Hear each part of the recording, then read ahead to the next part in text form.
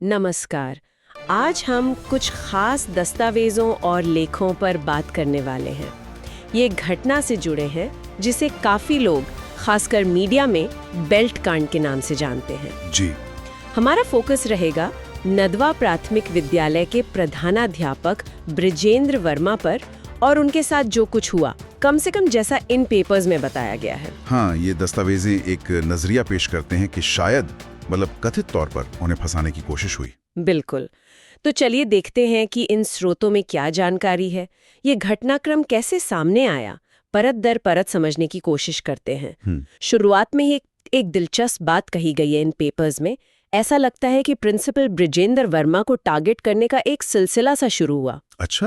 हाँ, और सबसे पहली चीज जो ध्यान खींचती है वो ये कि बेसिक शिक्षा विभाग के जो भी नियम कायदे हैं, जो सबके लिए होने चाहिए। हाँ वही, वो इन दस्तावेजों के हिसाब से अघोषित तौर पर सिर्फ उन्हीं पर फोकस कर दिए गए। हाँ, ये तो अपने आप में गंभीर बात है। नियमों का चुनिंदा इस्तेमाल, यही इन दस्तावेजों का दावा है। ये वाकई एक जरूरी पॉइंट है जिससे ये पूरी कहानी शुरू होती है।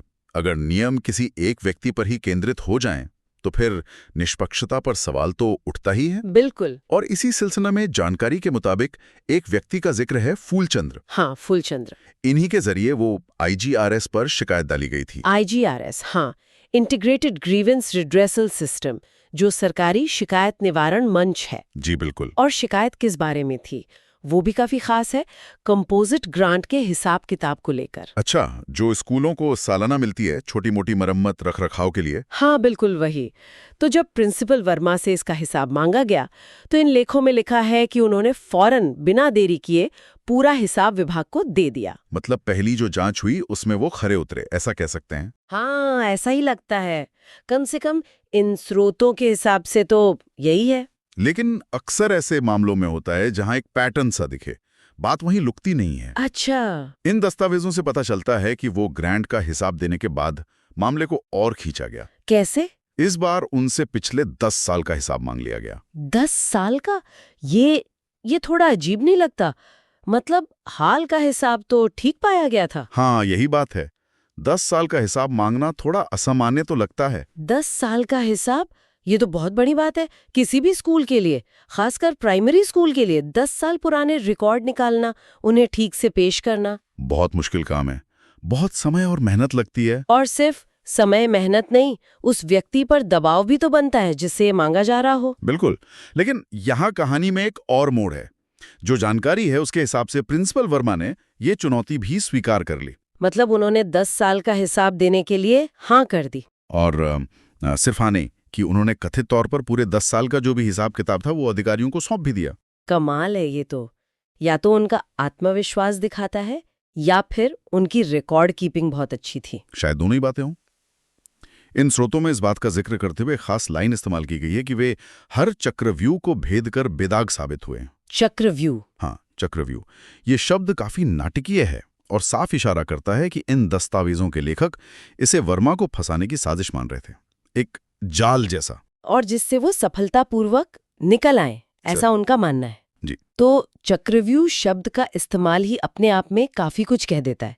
ये दिखाता है कि स्रोत इसे बस एक रूटीन प्रशासनिक जांच नहीं मान रहे। बिल्कुल, इसे एक सोची समझी कार्रवाई की तरह देखा जा रहा है। तो इस पॉइंट तक कहानी ये है कि पैसों के मामले में, वित्तीय गड़बड़ी के जो आरोप लगाने की कोशिश हुई, पहले कंपोजिट ग्रांट फिर 10 साल का हिसाब, वो दोनों कोशिशें नाकाम रहीं और वर्मा पर कोई दाग नहीं लगा।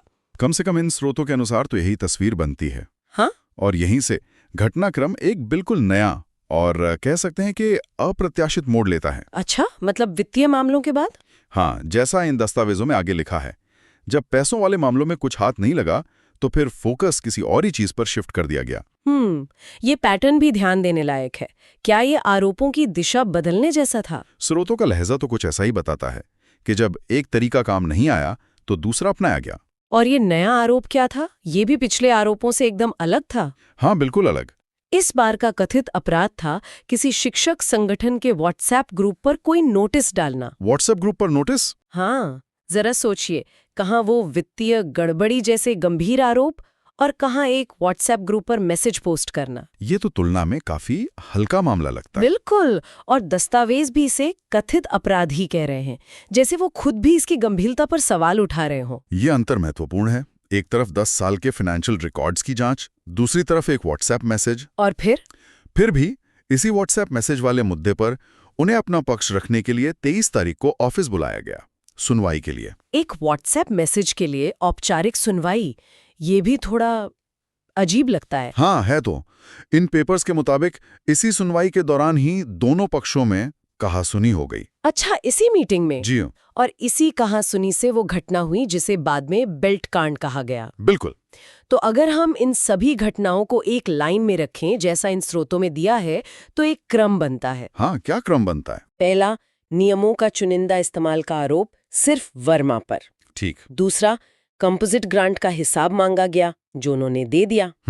तीसरा, 10 साल का हिसाब मांगा गया, वो भी उन्होंने दे दिया और स्रोतों के मुताबिक बेदाग निकले। सही। चौथा, एक नया तुलनात्मक रूप से कम गंभीर आरोप, व्हाट्सएप ग्रुप पर नोटिस डालने का। ओके। पांचवा, इस नए आरोप पर बाकायदा सुनवाई रखी गई। छठा, सुनवाई के दौरान कहासुनी हो गई। जी। और सातवां, इसी कहासुनी के बाद वो घटना हुई जिसे ये स्रोत बेल्ट कांड कह रहे हैं, मतलब जिसमें कथित तौर पर बीएसए और प्रिंसिपल के बीच मारपीट हुई। बेल्ट के इस्तेमाल का भी जिक्र है, शायद इसीलिए ये नाम पड़ा। ये जो पूरा क्रम स्रोतों ने बताया है, ये वाकई कई सवाल खड़े करता है। जैसे कि सबसे पहला और साफ सवाल तो यही कि व्हाट्सएप नोटिस जैसा छोटा सा दिखने वाला मामला हाँ, एक ऐसी स्थिति तक कैसे पहुंच गया जहां कथित तौर पर इतने बड़े अधिकारियों और एक प्रिंसिपल के बीच फिजिकल टकराव की नौबत आ गई। खासकर तब जब पहले वाले, शायद ज्यादा गंभीर लगने वाले वित्तीय आरोप टिक नहीं पाए थे। बिल्कुल। ये पूरी प्रक्रिया जैसे इन दस्तावेजों में बताई गई है, एक बहुत उलझी हुई तस्वीर दिखाती है। हाँ, ऐसा लगता है जैसे प्रशासनिक प्रक्रियाएं, मतलब जांच, हिसाब मांगना, सुनवाई करना और व्यक्तिगत टकराव, इनके बीच की लाइन धुंधली हो गई थी। सही कह रहे हैं। इन स्रोतों को पढ़कर ऐसा लगता है कि शायद ये व्हाट्सएप नोटिस वाला मामला बस एक बहाना था या आखिरी कोशिश जिसने स्थिति को एकदम बिगाड़ दिया। हाँ, और वो जो चक्रव्यूह वाली बात स्रोत कह रहे हैं, वो इसी विचार को मजबूती देती है। अगर हम स्रोतों के नजरिए से देखें तो लगता है कि जब एक तरीका यानी वित्तीय जांच काम नहीं आया, तो दूसरा तरीका व्यवहार से जुड़ा आरोप या व्हाट्सएप नोटिस अपनाया गया। और जब वो भी शायद टिकता नहीं दिखा, तो सुनवाई के दौरान जो तनाव बना, उसने एक बड़े झगड़े का रूप ले लिया। अब सवाल ये उठता है कि क्या ये टकराव अचानक हुआ या ये पहले से बने किसी तनाव का नतीजा था?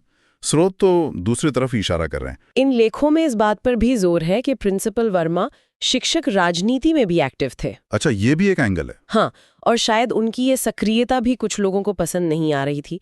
तो क्या ये सब विभागीय खींचतान या कोई पर्सनल रंजिश का नतीजा था? स्रोत तो इसी तरफ इशारा करते दिखते हैं। हालांकि वो कोई ठोस सबूत नहीं देते, बस घटनाओं के क्रम और उनके तरीके पर जोर देते हैं। ये भी सोचने वाली बात है कि 10 साल का हिसाब मांगना कितना सामान्य है या असामान्य। हाँ, क्या ये बेसिक शिक्षा विभाग में होता रहता है या ये वाकई, जैसा स्रोत बता रहे हैं, एक एक्स्ट्रा ऑर्डिनरी कदम था सिर्फ वर्मा के लिए? और अगर ये असामान्य था तो क्यों? स्रोत तो इसे दबाव बनाने की रणनीति ही बता रहे हैं। बिल्कुल। और फिर ये व्हाट्सएप नोटिस वाला मामला, शिक्षक संगठनों के ग्रुप्स पर तो अक्सर सूचनाएं, ज्ञापन, कभी-कभी विरोध की बातें भी शेयर होती हैं। हाँ, ये तो आम है। तो ये कौन सा नोटिस था जिसके लिए औपचारिक सुनवाई बुलानी पड़ी? क्या ये कोई सर्विस रूल का उल्लंघन था? इस पर स्रोत ज्यादा डिटेल नहीं देते, बस इसे अगले कदम की तरह पेश करते हैं। हाँ, ये जानकारी की कमी भी महत्वपूर्ण है। अगर नोटिस इतना सीरियस था कि सुनवाई करनी पड़े, तो उसका ब्यौरा ना देना थोड़ा अजीब लगता है। सही कहा। इससे स्रोतों की कहानी को बल मिलता है कि शायद नोटिस का मुद्दा उतना बड़ा नहीं था जितना उसके बहाने वर्मा को बुलाना और दबाव बनाना। लेकिन ये बस इन स्रोतों पर आधारित एक व्याख्या है, ये ध्यान रखना होगा। हाँ, बिल्कुल। तो कुल मिलाकर इन उपलब्ध स्रोतों के आधार पर हमने प्रिंसिपल बृजेंद्र वर्मा के मामले में घटनाओं का एक सिलसिला देखा, जो शुरू हुआ कथित तौर पर नियमों के चुनिंदा इस्तेमाल से, फिर वित्तीय जांच के कई दौर चले जिसमें वर्मा स्रोतों के मुताबिक बेदाग निकले, और फिर मामला एक व्हाट्सएप नोटिस जैसे छोटे मुद्दे पर आ गया, और उसी मुद्दे पर बुलाई गई सुनवाई में कहासुनी हुई, जो अंततः उस घटना में बदल गई जिसे बेल्ट कांड कहा गया। स्रोतों का नजरिया एकदम साफ है। वो इसे वर्मा को जानबूझकर टारगेट करने और फंसाने की कोशिश की तरह देखते हैं। ये पूरा घटनाक्रम जैसा इन स्रोतों में दिखाया गया है हमें सोचने पर मजबूर करता है कि कैसे एडमिनिस्ट्रेटिव सिस्टम और पर्सनल झगड़े कभी-कभी आपस में बुरी तरह उलझ जाते हैं। सही बात है। स्रोत जिस तरह से ये ताना बाना बुनते हैं, नियमों का चुनिंदा इस्तेमाल, जांच की बढ़ती मांगें, आरोपों का बदलना, ये सब इस तरफ इशारा करता है कि कैसे सिस्टम की प्रक्रियाओं का इस्तेमाल कम से कम इन स्रोतों के दावे के अनुसार व्यक्तिगत दबाव बनाने या किसी को साइडलाइन करने के लिए हो सकता है। हाँ, ये दिखाता है कि पावर और प्रोसेस का गलत इस्तेमाल कैसे हो सकता है अगर इन स्रोतों पर यकीन करें। जी बिल्कुल। और ये हमें सिर्फ इस एक मामले से आगे एक बड़े सवाल पर सोचने के लिए छोड़ जाता है। ये सवाल किसी भी संगठन या सिस्टम पर लागू होता है, चाहे सरकारी हो या प्राइवेट। वो सोचने वाला पॉइंट ये है कि किसी भी सिस्टम के अंदर छोटे या मामूली समझे जाने वाले मुद्दे, जैसे एक व्हाट्सएप मैसेज, हाँ, या कोई छोटी सी असहमति या प्रक्रिया का छोटा मोटा उल्लंघन, ये कब और किन हालात में इतने बढ़ जाते हैं कि बड़े विस्फोटक विवाद या यहाँ तक कि कांड बन जाते हैं। वो कौन सी अंदरूनी कमजोरियां या तनाव होते हैं जो एक छोटी सी चिंगारी को इतनी बड़ी आग में बदल देते हैं। इस पर वाकई और सोचा जा सकता है।